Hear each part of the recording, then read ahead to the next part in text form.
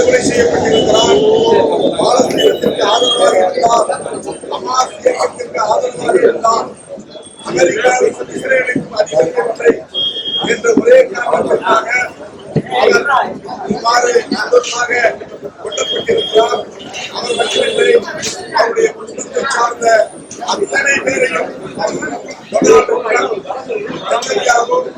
ஆகிய இந்த மக்கள் கூட்டு சேர்ந்து படுகொலை செய்திருக்கிறார்கள். அங்கே ஆட்சி மாற்றத்தை ஏற்படுத்த வேண்டும் என்று விரும்புகிறார்கள். ஒட்டுமொத்த வளைகுடா நாடுகளையும் தன் கட்டுப்பாட்டுக்குள்ளே கொண்டு வந்திருக்கிற அமெரிக்க ஈரானை அப்படி அனுமதிக்க வைக்க முடியவில்லை. ஈரானின் காமேனியை கொலை செய்தாக வேண்டும் என்ற நிலைப்பாட்டை எடுத்திருக்கிறார்கள். இது ஏறத்தாழ 40 ஆண்டுகால திட்டம் என்று சொல்லப்படுகிறது. இப்படிப்பட்ட இந்த கொடூரமான வினாவடியான ஆக்கிரமிப்பு நிறைந்த அரசியலை கம்யூனிஸ்ட் கட்சிகளும் விடுதலை சிறுத்தைகள் கட்சியும் ஒருங்கிணைந்து வன்மையாக கண்டிக்கிறது. நாடுகள் அச்சுறுத்தும் நடவடிக்கையை அமெரிக்க அதிபர் டொனால்டு டிரம்ப் தொடர்ந்து ஈடுபட்டு வருகிறார். வெனிசுலா நாட்டிற்குள் இருந்து அந்த நாட்டின் அதிபரையும் அவருடைய மனைவியையும் கடத்தி வந்து அமெரிக்காவிலே அச்சுறுத்திய நிகழ்வு உலகத்தையே நடுங்கை செய்தது. அதே போல அடுத்தடுத்து பல நாடுகளில் ஏற்கனவே ஈரான்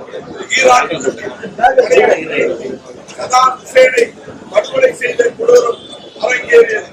அதே போல கடாபியை வீதி வீதியாக எடுத்துச் சென்று கொடூரமாக மக்களை அழித்துக் கொள்வதை போல செய்த கும்பல் ஏகாதிபத்திய கும்பல்.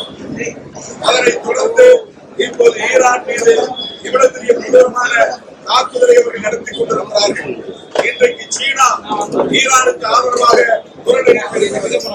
ரஷ்யா ஈரானுக்கு ஆதரவாக குரல் எழுப்பியிருக்கிறது.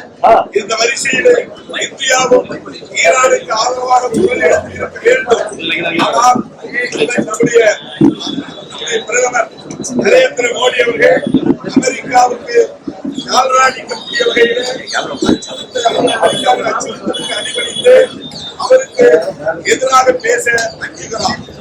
அன்றைய இஸ்ரேல் சென்று அந்த நாட்டின் அதிபரை சந்தித்து ஆதரவை வெளிப்படுத்தியிருக்கிறார். இன்றைக்கு நரேந்திர மோடியை செய்திருக்கிறோம்.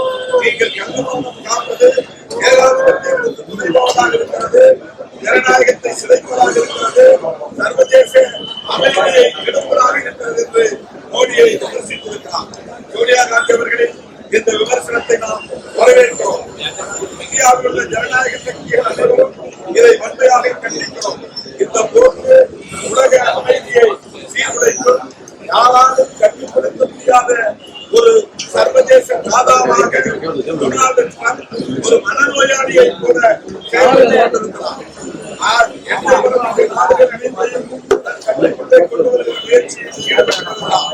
இந்தியா உட்பட பல நாடுகளை அச்சுறுத்தி அறிவிப்பு மூலம் அச்சுறுத்தி பாடம் புகட்ட முயற்சி செய்யக்கூடிய ஈரான் உள்ளிட்ட ஜனநாயக சக்திகள் அனைவருக்கும் நாம் துணை நிற்போம் என்று காட்டுவதற்காகத்தான் இந்த ஆர்ப்பாட்டம் 2 நாளில் அறிவிக்கப்பட்டது.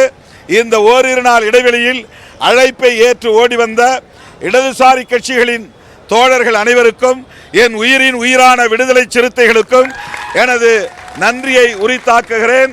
தோழர்கள், இங்கே ஒலிபெருக்கி இல்லாமல் பேச இயலாத நிலை உள்ளது. விரைந்து செல்ல வேண்டும் என்கிற நெருக்கடியிலும் இருக்கிறோம்.